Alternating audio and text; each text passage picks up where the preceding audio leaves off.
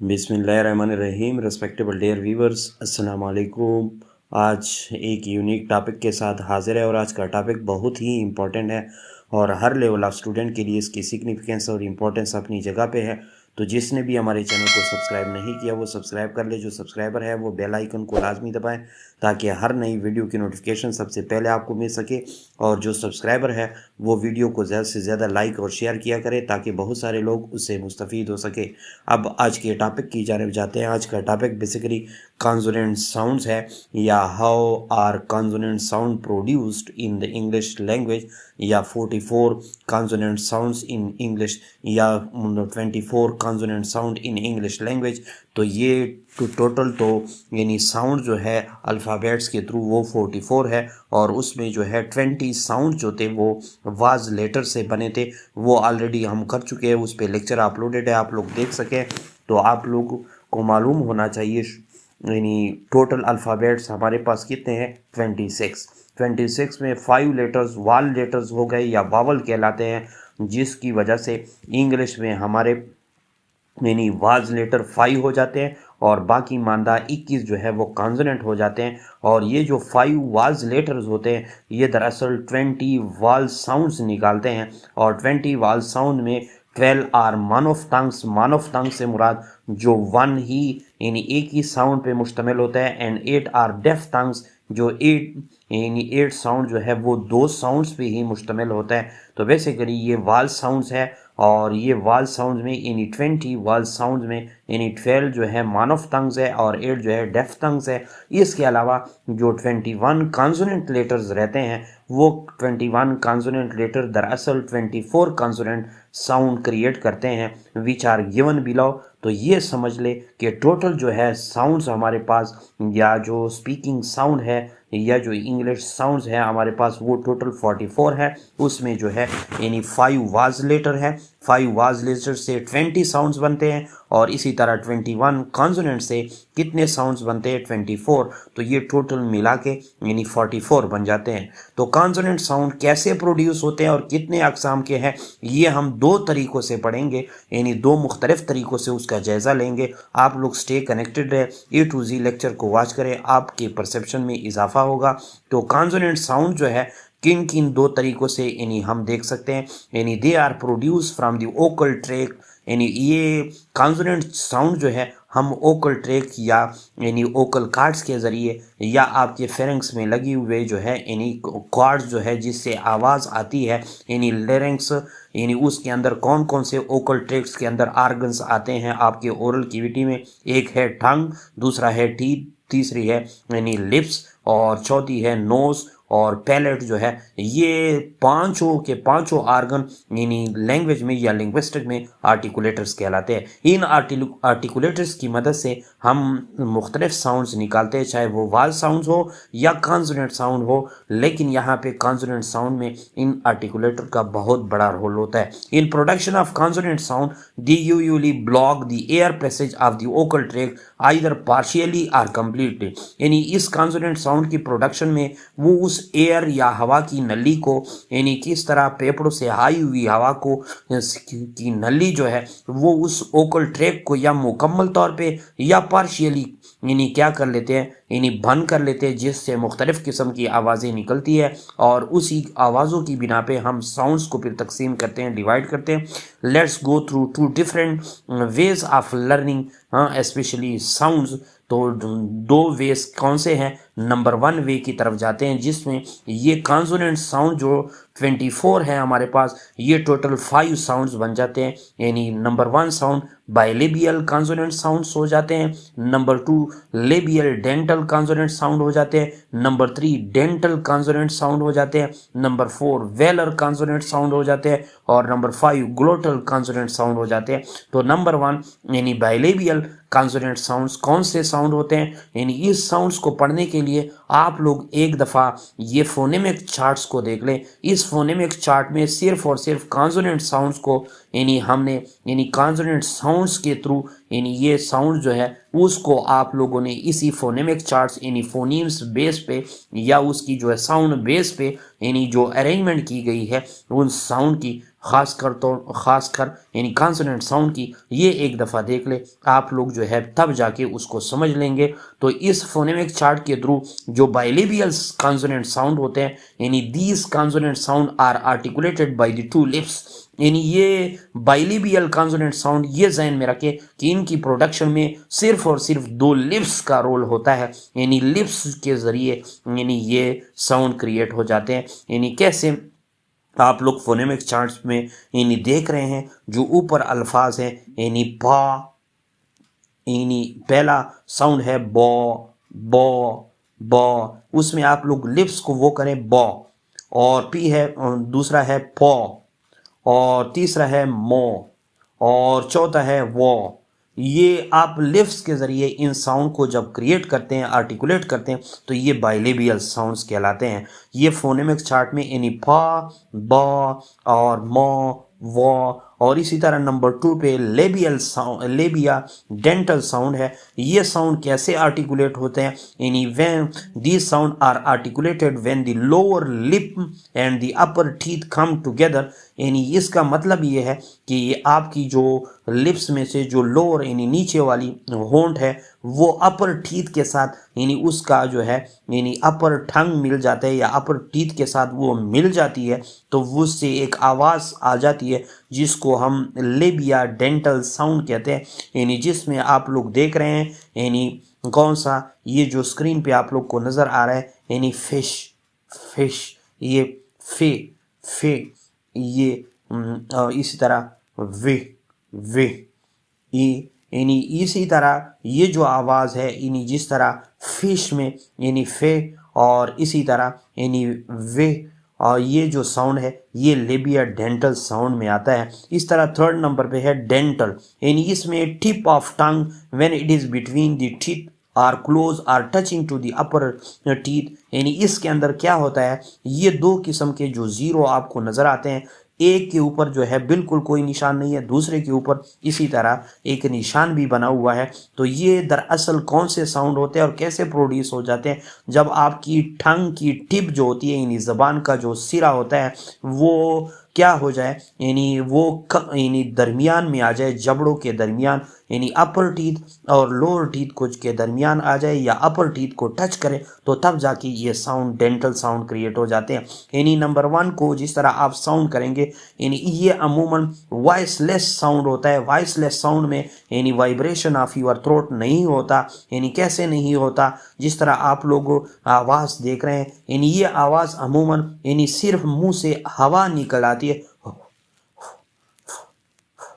ये आवाज़ जो है ये ऊपर ये ज़ीरो की शक्ल वाली है जो स्लैशेस के दरमियान है, और इसको आप साउंड में या कॉन्सोनेंट साउंड में अमूमन जिस तरह थी साउंड उसको कहते हैं यानी थिंग थिंग, ये विदाउट वाइब्रेशन होती है, इसमें आपके थ्रोट में कोई वाइब्रेशन नहीं होता।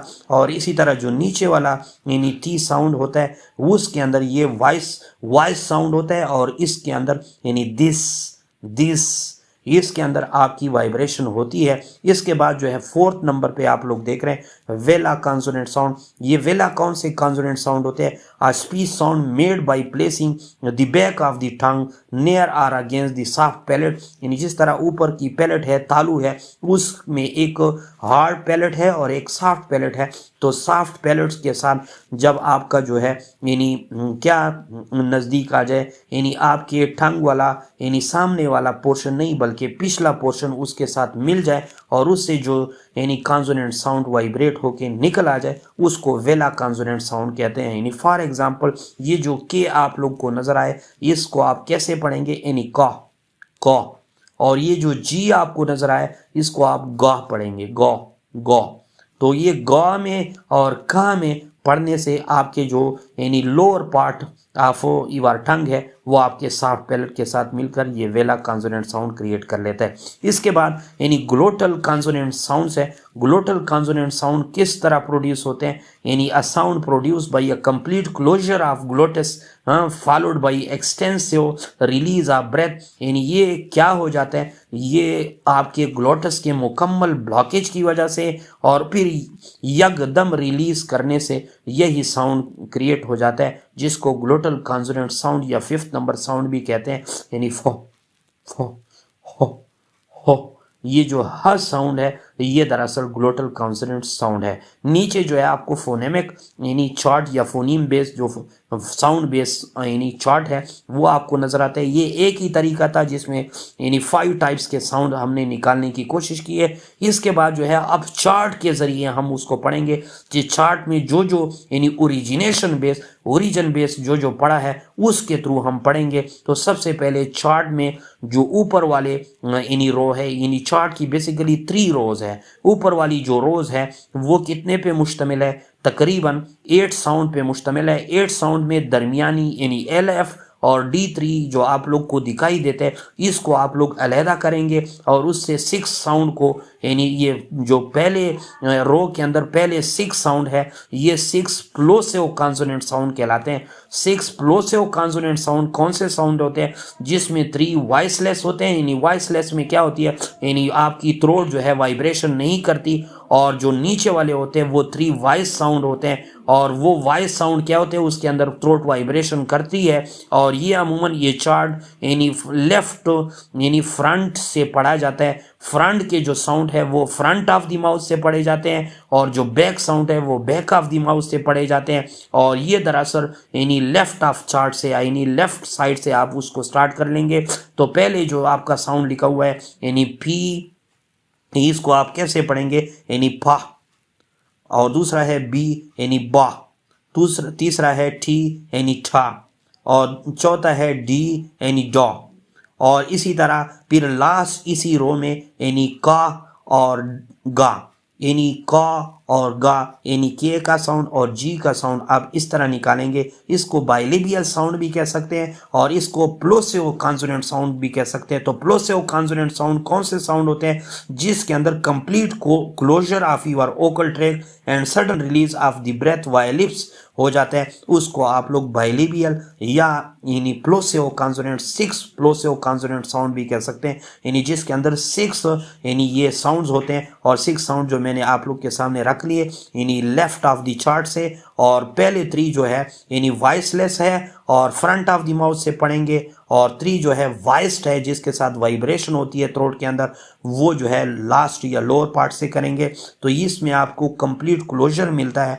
इसके बाद जो है 9 फ्रिकेटिव कॉन्सोनेंट साउंड, यानी 9 फ्रिकेटिव कॉन्सोनेंट साउंड में ये सेकंड रो कंप्लीट आ जाती है। और इस सेकंड रो से थर्ड रो की जो एच आप लोगों को नजर आती है वो H sound in second row के साथ हर एक लेटर के साथ आप लोगों ने पढ़ना होते हैं। तो 9 फ्रिकेटिव साउंड कॉन्सोनेंट साउंड कौन से होते हैं, यानी इसको आप लोग कैसे पढ़ेंगे, ये complete second row of the chart होता है with the third row H consider with all sound of second row. यानी इसका मतलब ये है कि ये जो थर्ड रो का एच है वो ऊपर वाले यानी साउंड जो सेकंड रो वाले हैं उन सब के साथ मिला के पढ़ेंगे। और ये फ्रिकेटिव साउंड्स कैसे साउंड्स होते हैं, यानी ये articulator come closer up to produce ear friction is called fricative sound. यानी ये आर्टिकुलेटर या ऑर्गन्स आपके इतने करीब आ जाते हैं कि आवाज के अंदर फ्रिक्शन या रगड़ आ जाती है, जिसको फ्रिकेटिव साउंड्स कहते हैं। और इसके अंदर भी 5 वॉइसलेस साउंड होते हैं,